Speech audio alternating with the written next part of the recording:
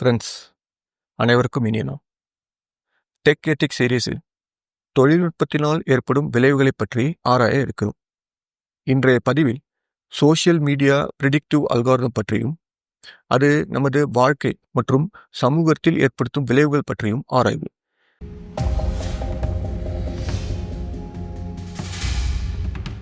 இன்றைய டிஜிட்டல் உலகில் பிரிடிக்டிவ் அல்காரிதம்ஸ் பங்கு மிக முக்கியமானது.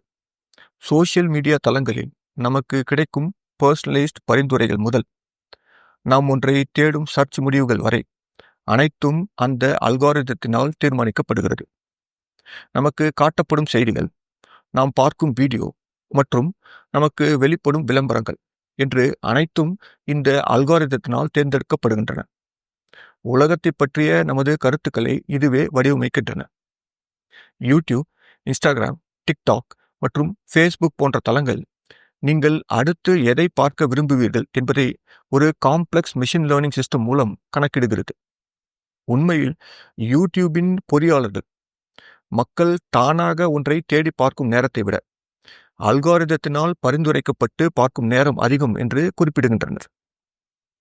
நீங்கள் எதை கிளிக் செய்கிறீர்கள், எவ்வளவு நேரம் பார்க்கிறீர்கள், எதை லைக் செய்கிறீர்கள், எதை ஷேர் செய்கிறீர்கள் என்று அனைத்தையும் கவனித்து நீங்கள் எதை விரும்புவீர்கள் என்பதை பிரிடிக்ட் செய்ய முயற்சிக்கிறது. இது எவ்வாறு செயல்படுகிறது என்பதை புரிந்து கொள்வது மிக முக்கியம். ஏனெனில் இந்த அல்காரிதம் தான் நமது முழு ஆன்லைன் அனுபவத்தையும் தொடர்ந்து நிர்வகிக்கின்றன. இன்று இது நமது அறிவில் ஏற்படுத்தும் தாக்கம் பற்றியும், குறிப்பாக எக்கோ சேம்பர்ஸ் என்று சொல்லப்படும் குழுக்கள் உருவாக்கம் பற்றியும், மேலும் அவை நமது சிந்திக்கும் திறமையையும் கிரிட்டிக்கல் திங்கிங்கையும் எவ்வாறு பாதிக்கிறது என்பதையும் ஆராய்வோம்.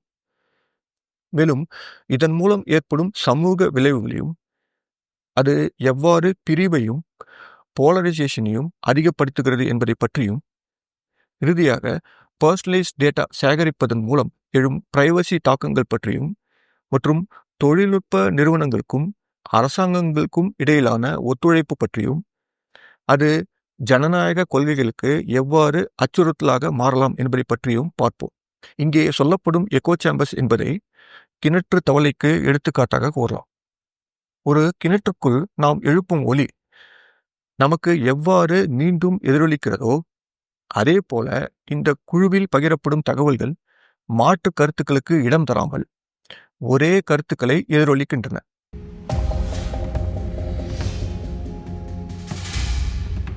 வெவ்வேறு சோஷியல் மீடியா தளங்கள் உங்கள் ஹிஸ்டரி மற்றும் தேர்வுகளை பயன்படுத்தி கண்டென்ட்டை பர்சனலைஸ் ஆக்குகின்றன.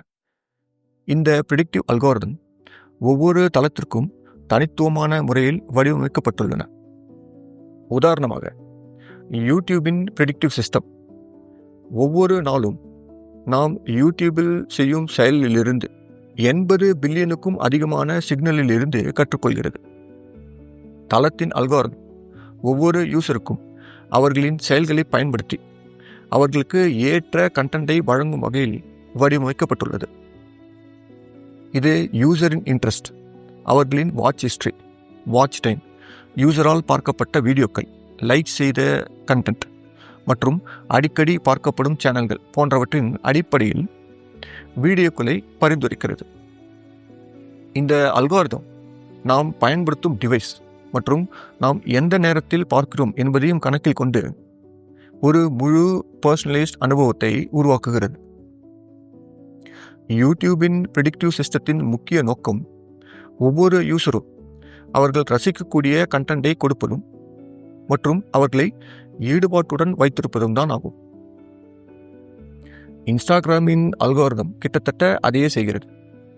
ஹேஷ்டேக்குகள், முக்கிய வார்த்தைகள், நீங்கள் எதை லைக் செய்கிறீர்கள் மற்றும் யாரை பின்தொடர்கிறீர்கள், எந்த போஸ்டுகள் சேமிக்கப்படுகின்றன, ஷேர் செய்யப்படுகின்றன, எந்த கருத்துக்கள் பகிரப்படுகின்றன என அனைத்தையும் கருத்தில் கொண்டு கண்டென்ட்டுகளை மதிப்பிடுகிறது. பின்னர் உங்கள் ஃபீடில் உள்ள போஸ்டுகளை வரிசைப்படுத்துகிறது. இதன் மூலம் நீங்கள் அதிக விரும்பும் விஷயங்கள் முதலில் தோன்றும். உங்கள் ஃபீடு மற்றும் எக்ஸ்ப்ளோரர் பக்கத்தில் எந்த கண்டென்ட் முக்கியமாக தோன்றும் என்பதை இதுவே தீர்மானிக்கின்றன. சுருக்கமாக, இந்த தளங்கள் அனைத்தும் உங்கள் தனிப்பட்ட டேட்டாவை வைத்து எப்பொழுதும் ஈடுபாட்டுடன் வைத்திருக்கும் ஒரு கருவியாக மாறுகிறது. இந்த சோஷியல் மீடியா அல்காரிதத்தின் முதன்மை நோக்கம் யூசரின் ஈடுபாட்டை குறைத்து கொள்ளாமல் தொடர்ந்து தளத்தில் செலவழிக்கும் நேரத்தை அதிகப்படுத்துவதே ஆகும். இதன் செயல்கள் அனைத்தும் யூசர் அனுபவத்திற்கு நன்மை பயக்கும் என்று தோன்றினாலும் பல எதிர்மறை சமூக தாக்கங்களும் காரணமாக மாறுகிறது. மற்றொரு முக்கியமான கருத்து ரிலவன்ஸ் என்பது. கூகுள் சர்ச்சுக்கும் சோஷியல் மீடியா தளத்துக்கும் ரிலவன்ஸ் என்பது இரு மாறுபட்ட கருத்து.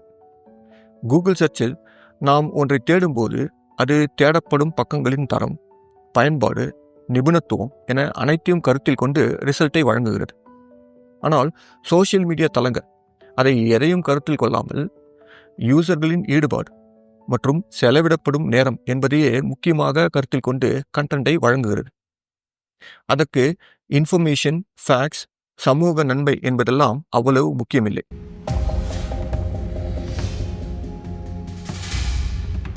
இந்த பர்சனலைசேஷன் உத்தி நம்மை சுற்றி எக்கோ சேம்பர்ஸ்களை உருவாக்குகிறது. அதாவது யூசர்களுக்கு தங்களுக்கு ஏற்கனவே உள்ள கருத்துக்கள் மற்றும் ஆர்வங்களுடன் ஒத்துப்போகும் தகவல்களை மட்டுமே இது அதிகமாக வெளிப்படுத்துகிறது. தங்கள் விருப்பங்களுக்கு முரணான கண்டென்ட் அனைத்தும் பெரும்பாலும் ஃபில்டர் செய்யப்படுகிறது அல்லது நிராகரிக்கப்படுகிறது. ஏஐயால் இயக்கப்படும் அல்காரிதம்கள் கடந்த கால யூசரின் செயல்கள் அடிப்படையில் விருப்பங்களை கணிக்கின்றன, மாற்று கருத்து கொண்ட தகவல்களை தானாகவே கட்டுப்படுத்துகின்றன. இதனால் ஒவ்வொருவரும் தங்களுக்கு ஏற்ற தங்கள் நம்பிக்கைகளை பிரதிபலிக்கும் தகவல்களை மட்டுமே எதிர்கொள்ளும் சூழ்நிலை உருவாகிறது. நாம் பலதரப்பட்ட கருத்துக்கள் கிடைக்கப்பெறாமல் அறிவுபூர்வமாக தனிமைப்படுத்தப்படுகிறோம். இந்த எக்கோ சேம்பர்ஸில் நீங்கள் பார்க்கும் விஷயங்கள் உங்களுக்கு ஏற்கனவே உள்ள ஆர்வங்களையும் நம்பிக்கைகளையும் மீண்டும் மீண்டும் எதிரொலிக்க முனைகின்றன. நீங்கள் சந்திக்கும் ஒவ்வொரு புதிய கண்டென்ட்டும் முந்தையதை வலுப்படுத்துகிறது. மேலும் மாற்று கருத்துக்கள் ஃபில்டர் செய்யப்படுகின்றன.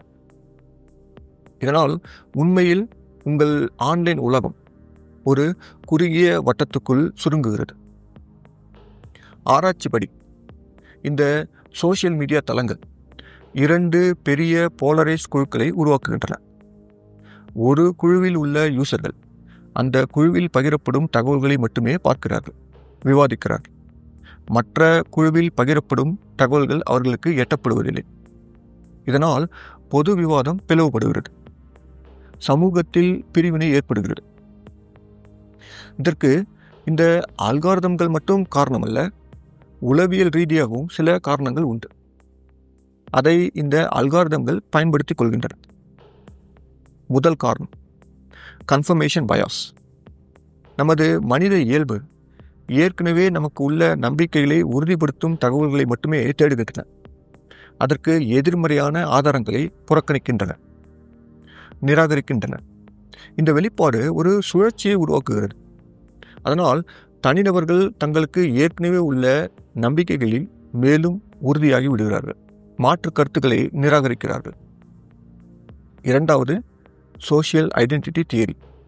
இந்த கோட்பாடு தனிநபர்கள் தங்களுக்கு ஏற்ற ஒத்த குழுக்களில் இருப்பதன் மூலம் தங்களுக்கு ஒரு உணர்வு மற்றும் சுயமரியாதை கிடைப்பதாக உணர்கிறார்கள். இது போன்ற எக்கோ சேம்பர்ஸ் பெருக்கத்தினால் நீண்டகால விளைவுகள் மிகவும் ஆழமானவை. 1. சிந்தனையை குறுக்குவது. அதாவது மாற்று கருத்துக்கு இடமில்லாமல் தமக்கு ஒத்த தகவல்களுடன் எப்போதும் பயணிக்கும் போது ஒரு போலரைஸ்ட் ஐடியாலஜி நமக்குள் உருவாகிறது. இந்த குறுகிய வரம்பு ஒருவர் உலகத்தை சரிவர புரிந்து கொள்ளும் பார்வையை குறைக்கிறது, மேலும் தவறான தகவல்களுக்கு அவர்களை உள்ளாக்குகிறது. 2. Decline of critical thinking. இது ஒருவரின் கிரிட்டிக்கல் திங்கிங்கை நேரடியாக குறைக்கிறது. அல்காரிதமே கியூரேட் செய்து எல்லா தகவல்களையும் கொடுப்பதால் நாம் நம் முயற்சியின் மூலம் நம் அறிவாற்றல் கொண்டு பல்வேறு தகவல்களை ஆராய்ந்து மதிப்பிடும் திறன் குறைந்து விடுகிறது. 3. நமது அடையாளத்தின் இழப்பு. காலப்போக்கில் யூசர்கள் முழுமையாக அல்காரிதத்தால் இயக்கப்பட்டு தங்களுக்கென்று ஒரு அடையாளம் இல்லாமல் தங்களுடைய எக்கோ சேம்பர்ஸ்லேயே இருக்கும் நிலைமை ஏற்படலாம். இது ஒரு முக்கியமான கேள்வியை இங்கே எழுப்புகிறது. அது நம் அடையாளம் நம்மால் தீர்மானிக்கப்படுகிறதா அல்லது அல்காரிதம் தீர்மானிக்கிறதா என்பது. 4. மனநல பிரச்சனை. மேலும் இந்த எக்கோ சேம்பர்ஸ்னால் மனநலத்திற்கும் பாதிப்பு ஏற்படும் என்று ஆராய்ச்சி காட்டுகிறது. இது பதட்டம், மனச்சோர்வு மற்றும் தனிமை உணர்வுகளுக்கு வழிவகுக்கும் என்று கருதப்படுகிறது.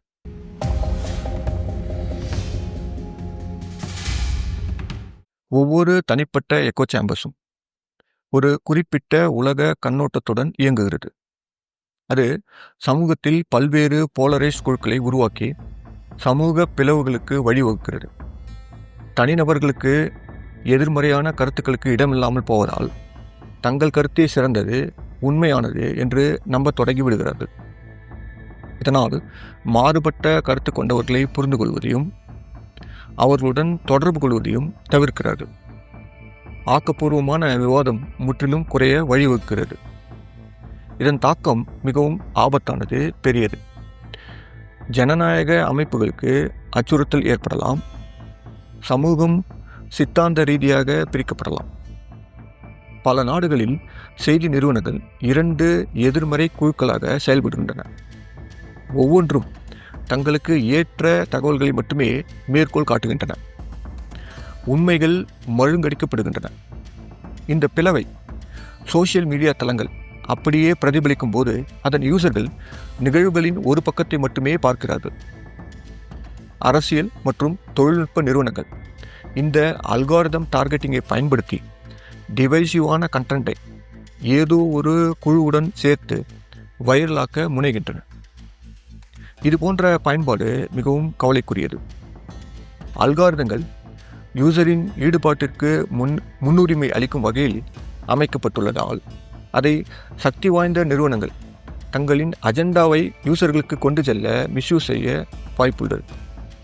மேலும் எதிர்மறையான குழுக்களை ஆக்ரோஷமாக குறிவைக்கும் கண்டென்ட் மற்றும் மாரல் அவுட்ரேஜ் வெளிப்படுத்தும் கண்டென்ட் என அனைத்தும் பரவலாகவும் விரைவாகவும் வைரலாகிறது.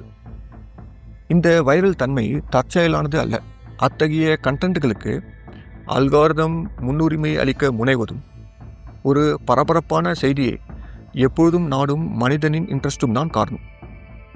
ரேடிக்கலி போலரைஸ்ட் கண்டென்ட், எமோஷ்னலி ப்ரொவோகேட்டிவ் மற்றும் பிரிவினையை தூண்டும் கண்டென்ட் போன்ற எல்லாமே பெருக காரணம் யூசர்களின் ஈடுபாட்டை பெருக்குவது மட்டுமே முக்கிய நோக்கமாக கொண்ட இந்த அல்காரிதங்களின் அமைப்பாகும்.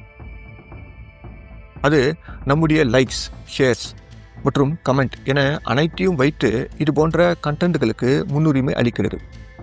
இது ஒரு சுழற்சியை உருவாக்கி மீண்டும் மீண்டும் நம்மை ஒரு போலரைஸ்டான விவாதத்தில் தள்ளுகிறது. எல்லோருடைய கருத்துக்களும் சமமாக கேட்கப்படுவதும் பலதரப்பட்ட கருத்துக்களின் வெளிப்பாடுமே ஒரு சிறந்த சமூகத்தை உருவாக்கும். ஆனால் இன்றைய சோஷியல் மீடியா அல்காரிதங்கள் இந்த நோக்கத்துக்கு முக்கியம் கொடுப்பதில்லை. அதை விடுத்து ஈடுபாட்டை மட்டுமே மையமாக கொண்டு ஒரு காம்ப்ளெக்ஸான கணிப்பை பயன்படுத்தி யூசர்களுக்கு கண்டென்ட்களை எடுத்து செல்கிறது. அது அதிகம் பயாஸான கணிப்பு. அதிகம் பார்க்கப்படும், கிளிக் செய்யப்படும், ஷேர் செய்யப்படும் கண்டென்ட்களுக்கு மட்டுமே முன்னுரிமை அளிக்கப்படுகிறது, கண்டென்ட் தரத்துக்காக அல்ல. இதனால் சென்சேஷனலான, டிவைசிவான கண்டென்ட் அதிகம் மதிப்பு பெறுகிறது. இது சமூக பிரிவுக்கும் அரசியல் லாபத்திற்கும் வழிவகுக்கிறது. இது போன்ற கண்டென்ட்கள் யூசர் ஈடுபாட்டின் பெருக்கத்திற்கும் அந்த சோஷியல் மீடியா தளத்தின் லாபத்திற்கும் முக்கிய பங்கு வகிக்கிறது. இது இங்கே ஒரு முக்கிய கேள்வியை எழுப்புகிறது. யூசர்களின் ஈடுபாட்டை பெருக்குவது முக்கியமா அல்லது கண்டென்ட்டின் தரம் மற்றும் நம்பகத்தன்மையை உறுதிப்படுத்துவது முக்கியமா என்பது.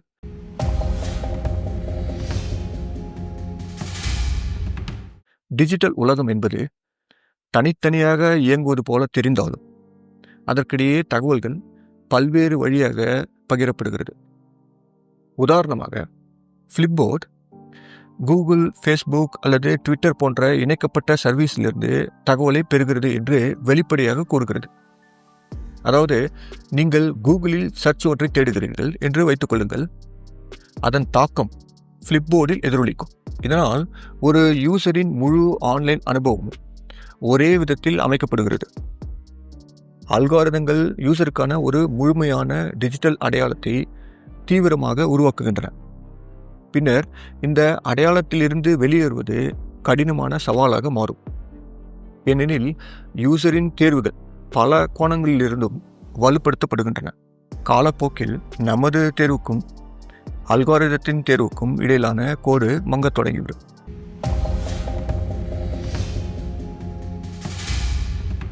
ப்ரிடிக்டிவ் அல்காரிதம் அதிகப்படியான யூசர் டேட்டாவை கலெக்ட் செய்கிறது. அதனால் யூசர் பிரைவசி, கவர்மெண்ட் சர்வேலன்ஸுக்கான சாத்தியம் மற்றும் ஜனநாயக அமைப்புகளுக்கு ஏற்படும் விளைவுகள் என அனைத்தையும் குறித்து ஆழமான கேள்விகள் எழுகின்றன. சேகரிக்கப்பட்ட டேட்டா மூலம் ஒருவரின் ஐடியாலஜி, தேர்வுகள் மற்றும் மிகவும் முக்கியமான தகவல்களை முன் எப்பொழுதும் இல்லாத அளவிற்கு புரிந்து கொள்ள அல்காரிதத்தினால் முடிகிறது.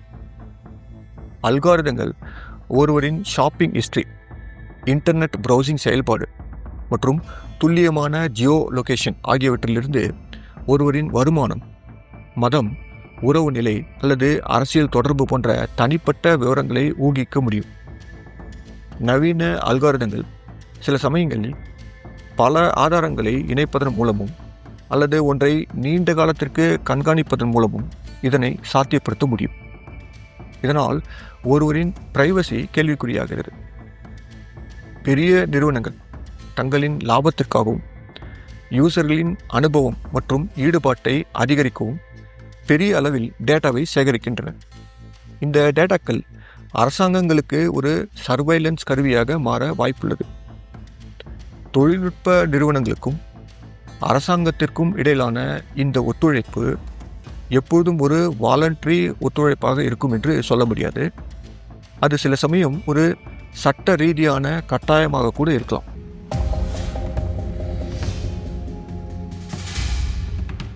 ப்ரிடிக்டிவ் அல்காரிதங்கள் நம் ஆன்லைன் உலகத்தை வடிவமைக்கும் சக்திகளாகும். ஆனால் பெரும்பாலும் நாம் அதை உணர்வதில்லை. அவை நாம் பார்க்கும் அனைத்தையும் பர்சனலைஸ் ஆக்குகின்றன. நம் தொலைநோக்கு பார்வையை குறைத்து எக்கோ சேம்பர்ஸ்களை உருவாக்குகின்றன. அரசியல் லாபத்திற்காக அதிக அளவில் பயன்படுத்தப்படுகின்றன மற்றும் அவை சமூகங்களை சித்தாந்த ரீதியாக பிரிக்கின்றன. இந்த சிஸ்டத்தை புரிந்து கொள்வது நாம் எடுக்கும் முதல் படி. ஒரு சிட்டிசனாகவும் ஒரு யூசராகவும் நாம் செய்ய வேண்டியது பலதரப்பட்ட மாற்று கருத்துக்களை அணுகுவதன் மூலமும் நமது சோஷியல் மீடியா போஸ்டுகளில் காட்டப்படும் தகவல்களை கேள்வி கேட்பதன் மூலமும் ஆராய்வதன் மூலமும் இந்த எக்கோ சேம்பர்ஸை உடைக்க முயற்சி செய்ய வேண்டும். நாம் இந்த சோஷியல் மீடியா தளங்களில் இருந்து வெளிப்படைத்தன்மையையும் அக்கௌண்டபிலிட்டியையும் எதிர்பார்க்க வேண்டும். நம் கண்ணுக்கு தெரியாத இந்த அல்காரிதங்கள் எவ்வாறு செயல்படுகின்றன என்பதை அறிவதன் மூலம் அதன் விளைவுகளிலிருந்து நமது மனதையும் ஜனநாயகத்தையும் பாதுகாக்க முன்வர வேண்டும். நன்றி.